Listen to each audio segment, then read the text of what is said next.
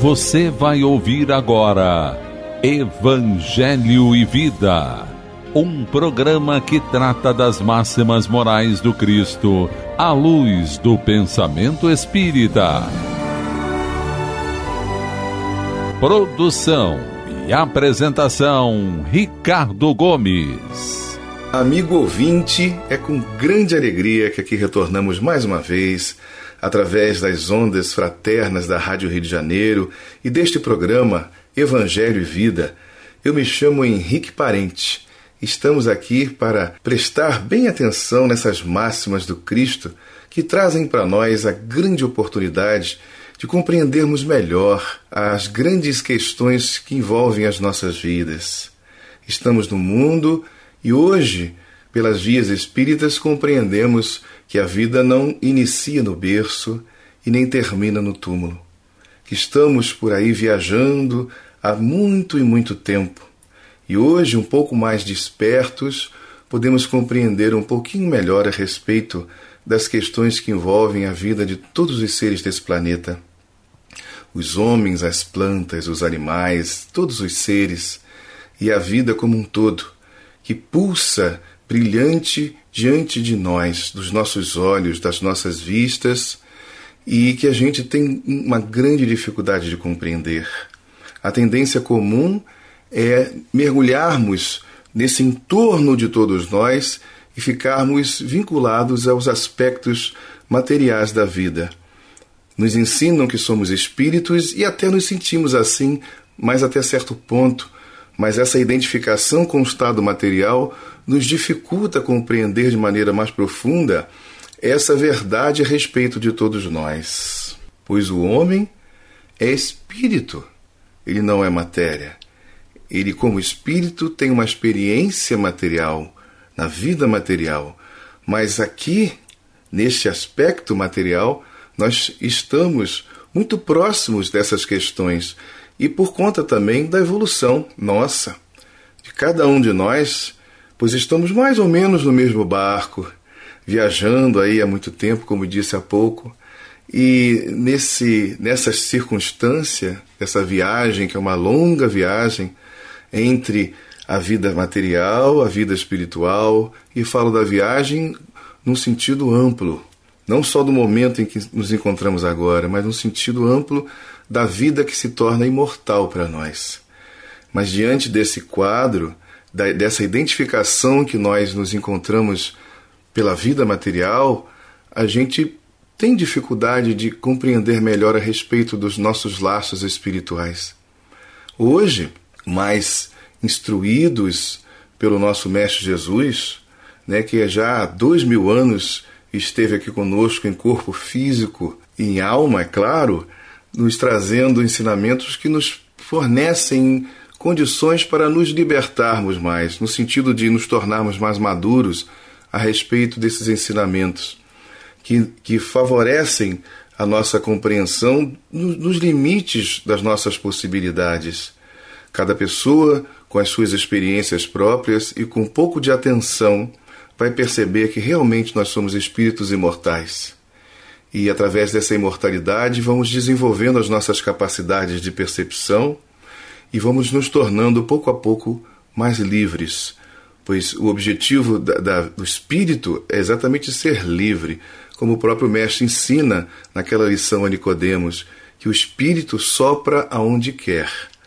Então a liberdade faz parte da nossa natureza, mas essa liberdade está vinculada à responsabilidade. E também a natureza que nos envolve, ela permeia a natureza divina, pois foi Deus, nosso Pai Criador, que criou todas as coisas. Deus é o bem por excelência. Encontramos ali no início do Livro dos Espíritos, Kardec e os espíritos superiores nos orientando a respeito dos atributos da divindade, demonstrando para nós principalmente aquilo que Deus não pode deixar de ser. E diante desse quadro, eles nos apresentam alguns dos atributos da divindade: a onipotência, a onisciência, a sua soberana bondade, misericórdia e outras questões mais. Então, nós percebemos que Deus realmente é bom, e assim também como nos apresenta o próprio Jesus no Evangelho, revelando Deus, nosso Pai, né? Bom é o Pai que está nos céus, que faz cair chuvas sobre justos e injustos, faz nascer o sol sobre todas as pessoas, sejam elas boas ou más, e revelando para nós a bondade divina e a sua justiça, ou seja, a sua perfeição. Então esse é o quadro que nos encontramos, desde a antiguidade até a atualidade, na nossa relação com estas questões, com estas perguntas, essas interrogações. Mas diante da nossa relação com a vida material e a grande dificuldade de nós percebermos melhor ou mais a fundo a nossa natureza espiritual, nos encontramos diante desse evangelho maravilhoso que vem trazer para a gente não só um bem-estar no sentido emocional, mas também uma orientação a respeito das relações que devemos ter com a vida, com todas as pessoas e todas as circunstâncias. O nosso ponto de reflexão de hoje é o capítulo 27 do Evangelho segundo o Espiritismo, Pedi e Obtereis, onde Allan Kardec ele trabalha a respeito, nos ensinamentos do Mestre, uma questão muito importante, que é a relação do homem encarnado com o desencarnado e nessa relação com os seres superiores, ou seja, de maneira mais específica, Kardec fala da prece, da ação da prece, das condições da prece e tantas outras questões a respeito das preces inteligíveis e assim por diante. Especificamente é um capítulo que trata esse exercício importantíssimo que devemos ter nas relações com o plano espiritual. Como o próprio Mestre Jesus disse, aquilo que ligardes na terra será ligado nos céus. E é de suma importância compreendermos hoje, talvez mais do que ontem, a importância da prece nas nossas vidas.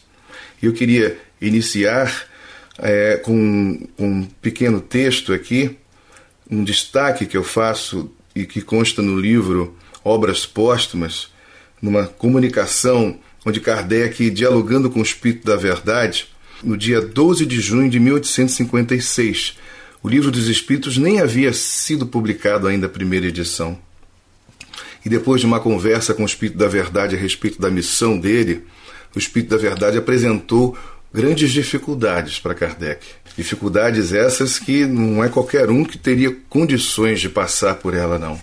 E aí a gente vai perceber o quanto Kardec é um desses espíritos superiores que teve as condições necessárias para assumir a responsabilidade desta missão incrível que ele realizou. E aqui, no finalzinho do texto, depois do Espírito da Verdade apresentar as dificuldades, Kardec responde a ele num tom que é um tom de prece. É exatamente uma prece. E Kardec diz assim: agradeço-vos os sábios conselhos, Espírito Verdade. Aceito tudo, sem restrição, nem pensamento reservado. Senhor, se vos dignaste lançar os olhos sobre mim, para satisfazer os vossos desígnios, seja feita a vossa vontade. A minha vida está em vossas mãos. Disponde do vosso servo. Para tão alto empenho, eu reconheço a minha fraqueza.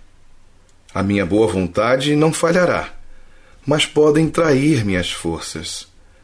Supre a minha insuficiência. Dai-me as forças físicas e morais que me sejam necessárias. Sustentai-me nos momentos difíceis, e com o vosso auxílio e dos vossos celestes mensageiros, esforçar-me-ei por corresponder às vossas vistas. A gente percebe no tom profundo, sincero, humilde desse espírito de uma grande envergadura, chamado por nós de Allan Kardec, esse pseudônimo que ele adotou para que o trabalho que ele realizou como o homem no mundo, como o professor Hippolyte, não fosse confundido propriamente com o trabalho que ele realiza a respeito né, das pesquisas espirituais e dessa filosofia balizada pela ciência, que ele apresenta para nós uma maneira de compreendermos mais a respeito das leis espirituais, dessas leis que envolvem a vida do homem encarnado, do homem que ainda se encontra ligado às questões materiais.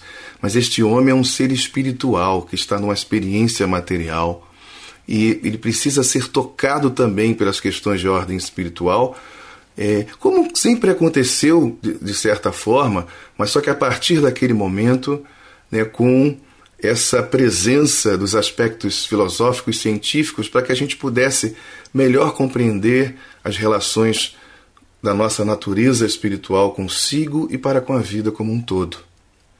Então chega um momento da humanidade em que isso nos foi dado, essa oportunidade, porque o homem foi amadurecendo com o decorrer do tempo. E agora, para que ele possa dar continuidade de maneira qualitativa a esse amadurecimento, para que ele não se perca em meio às questões de ordem material, que é como a gente repara o mundo da atualidade, né? A presença desses ensinamentos vem nos favorecer neste sentido, para que a gente possa viver a nossa vida material, mas não olhando para a vida como se ela fosse apenas material. Pois a vida, como disse no início, não inicia no berço e não vai terminar no túmulo. Existe uma continuidade e uma necessidade de desenvolvimento das nossas percepções espirituais. É como a semente que é projetada na terra, coberta pela terra, e dali ela vai expandir-se, tornar-se uma planta e dar os seus frutos para a vida. Assim o ser espiritual, que ele é mergulhado na carne para que possa despertar e compreenda a sua natureza espiritual. E a prece e a ação da prece é um ponto importantíssimo para que isso nos favoreça e nos auxilie nas nossas dificuldades. Então, nesse capítulo, vamos encontrar coisas muito interessantes a respeito da prece que nos envolve. Acabamos de ler aí palavras da prece, né, que Allan Kardec realizou dirigindo esse pensamento, essas palavras ao Espírito da Verdade, que ele estava diante dele numa reunião mediúnica. Teve essa oportunidade naquele momento de falar de coisas muito importantes. Então, na prece, a gente percebe nas palavras dele o que ele pedia. E como o capítulo nos diz desde do nome, né? Pedi e obtereis. Esse pedir, é preciso que a gente se atenha ao tipo de petição que a gente está realizando. O que é que nós estamos pedindo para poder receber?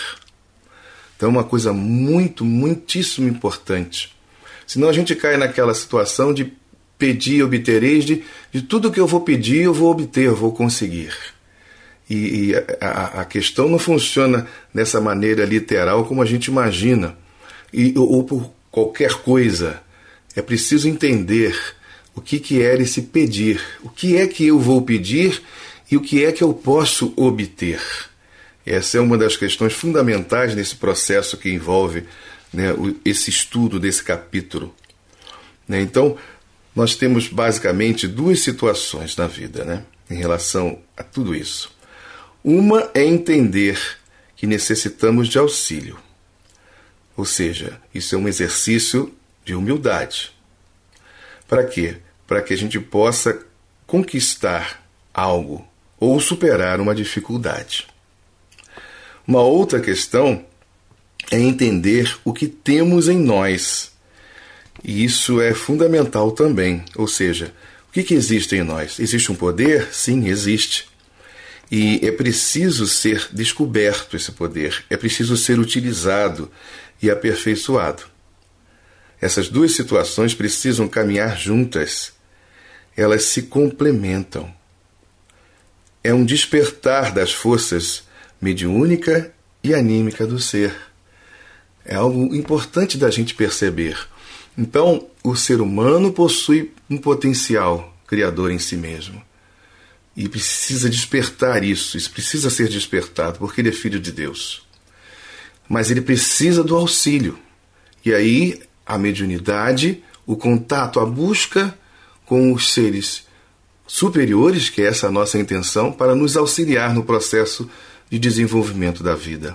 Isso é fundamental para que a gente possa compreender melhor a ação da prece nas nossas vidas. Diz Kardec aqui no item 6 desse capítulo 27, há leis naturais e imutáveis, sem dúvida, que Deus não pode anular segundo os caprichos de cada um, mas daí acreditar que todas as circunstâncias da vida estejam submetidas à fatalidade, a distância é grande. Se assim fosse, o homem seria apenas um instrumento passivo, sem livre-arbítrio e sem iniciativa. Claro que não, né? Não pode ser assim. Deus pode, pois, atender a certos pedidos sem derrogar a imutabilidade das leis que regem o conjunto, dependendo sempre o atendimento da sua vontade. Isso é claro, né? Então, o homem geralmente só vê o presente, mas se o sofrimento, no caso, quando acontece um sofrimento, né? Se o sofrimento é útil para a sua felicidade futura, Deus o deixará sofrer, como o cirurgião deixa o doente sofrer a operação que deve curá-lo. O que Deus lhe concederá, se pedir com confiança, é a coragem, a paciência e a resignação. E o que ainda lhe concederá são os meios de se livrar das dificuldades, com a ajuda das ideias que lhe serão sugeridas pelos bons espíritos, de maneira que lhe restará o mérito da ação. Deus assiste aos que se ajudam a si mesmos, segundo a máxima, ajuda-te e o céu te ajudará. E não aos que tudo esperam do socorro alheio, sem usar as próprias faculdades. Mas, na maioria das vezes, preferimos ser socorridos por um milagre, sem nada fazermos. E aqui a gente percebe, através do texto de Kardec, dos itens 6 e também um trecho do item 7, aquilo que eu comentava há pouco a respeito de desenvolver a nossa percepção e capacidade mediúnica, ou seja, a relação com a vida espiritual e com os espíritos superiores, e também, através dessa prática, receber o auxílio e desenvolver a nossa potencialidade pessoal. É preciso que o homem, ele seja o construtor da sua felicidade, é ele que desenvolve, né, a capacidade de resolver os seus problemas. E a espiritualidade superior, ela vem para nos auxiliar neste processo, mas ela deixa que a gente realize isso. Então, eles não vão interferir nessa ação, mas eles vão nos inspirar, vão nos dar as condições necessárias através dos estímulos para que a gente possa, por nós mesmos, realizar, né, todos esses intentos a respeito de superar as dificuldades que a vida nos propõe. Isso é uma coisa muito importante, porque isso fica claro com o decorrer da humanidade, do processo, né? Daí a gente demorar, dentro da nossa maneira, né, acanhada de avaliar as coisas, mas a demora para que a gente possa perceber-se como um espírito imortal, perceber-se como um filho de Deus, agir como um espírito, né, que tem essa natureza divina em si. Isso está na cara, a gente, né, percebe isso. Senão a humanidade já estaria consciente dessas coisas há muito tempo. Nós somos muitos e necessitamos de tempo para poder perceber essas coisas. Então a ação divina ela é o tempo todo nas nossas vidas. Não existe momento nenhum que não estejamos, né, diante das vistas do nosso Pai Criador e dos espíritos superiores. E dentre esses espíritos superiores existe o superior no sentido pleno, que são os espíritos puros. O que a gente conhece é Jesus de Nazaré, né? O Espírito da Verdade, que representa para nós essa verdade. Então eles, né, como um todo, vêm nos proporcionar esse auxílio, mas cada um de nós precisa desenvolver as suas potencialidades para superar as dificuldades. Daí, né, eles usarem no texto, que lemos até pouco, que Kardec utiliza a frase, né, ajuda-te que o céu te ajudará. E seguindo aqui a ideia, né, nos apresenta Allan Kardec no item 9, quando ele fala da ação da prece e da transmissão do pensamento. A prece é uma invocação, e por ela nos pomos em relação mental com o ser a que nos dirigimos. Exatamente isso. Nós vivemos o quê? Numa comparação, mergulhados, né, na atmosfera, como, por exemplo, o peixe que está no oceano e em torno dele está o mar. Então, quando pensamos nesse sentido mais espiritual, nós entendemos que estamos mergulhados numa atmosfera mais espiritual. Aqui é chamado na doutrina espírita de fluido cósmico, ou fluido universal, que permeia toda a vida. E através dessa circunstância, nós entramos em contato com os seres até daqui a muitas distâncias. E no mundo espiritual não existe como a gente não entrar em contato com eles. Através de quê? Do pensamento. Então, quando nós elevamos o nosso pensamento a Deus, os espíritos superiores compreendem, vêm em nosso auxílio. Mas não para resolver os nossos problemas nos carregando no colo. Eles vêm nos inspirar os meios da gente poder por nós mesmos sairmos das dificuldades, sejam elas quais forem. E aí que a gente desenvolve o nosso senso da fé. A fé, ela nos proporciona essa circunstância. Kardec, no item 12, nos fala a respeito dos males da vida e diz assim: se dividirmos os males da vida em duas categorias, sendo uma a dos que o homem não pode evitar, e a outra a das atribuições que ele mesmo provoca por sua incúria, ou seja, pelo seu desleixo, seu descuido, né, e pelos seus excessos. Veremos que esta última é muito mais numerosa que a primeira. Então, o homem, ele acaba sendo, né, o agente, o criador das suas maiores infelicidades, não aquelas que a gente não tem como controlar. Isso é muito importante, para que a gente entenda até a importância e a ação da prece em nossas vidas, o quanto nós necessitamos dela, né? Ele diz mais à frente aqui, uma coisa muito interessante, no caso das dificuldades, né? Pois bem, neste caso concebe-se facilmente a ação da prece, que tem por fim atrair a inspiração salutar dos bons espíritos e pedir-lhes a força necessária para resistirmos aos maus pensamentos, cuja execução pode nos ser funesta. E para nos atenderem nisto, não é o mal que eles afastam de nós, mas é a nós que eles afastam do pensamento que nos pode causar o mal. Não embaraçam em nada os desígnios de Deus, nem suspendem o curso das leis naturais, mas é a nós que impedem de infringirmos as leis, ao orientarem o nosso livre-arbítrio. Mas o fazem sem o percebermos, de maneira oculta, para não prejudicarem a nossa vontade. Olha que coisa maravilhosa, né? O homem se encontra, então, na posição de quem solicita bons conselhos e os segue, mas conservando a liberdade de segui-los ou não. Deus quer que assim seja, para que ele tenha a responsabilidade dos seus atos e para lhe deixar o mérito da escolha entre o bem e o mal. É isso o que o homem sempre receberá, se pedir com fervor, ao que se podem, sobretudo, aplicar estas palavras: pedi e obtereis. E aí fica mais claro para todos nós, querido amigo ouvinte, que esse pedir realmente precisa ser refletido por nós. O que é que estamos pedindo a Deus? O que é que estamos pedindo aos espíritos superiores para que a gente possa obter? Não é qualquer coisa, não são os nossos desejos, mas a gente pede as condições necessárias para superarmos as dificuldades, mesmo as dificuldades que nós mesmos criamos. Pois, como disse Kardec há pouco, elas são em muito maior número do que aquelas que a gente não tem como controlar.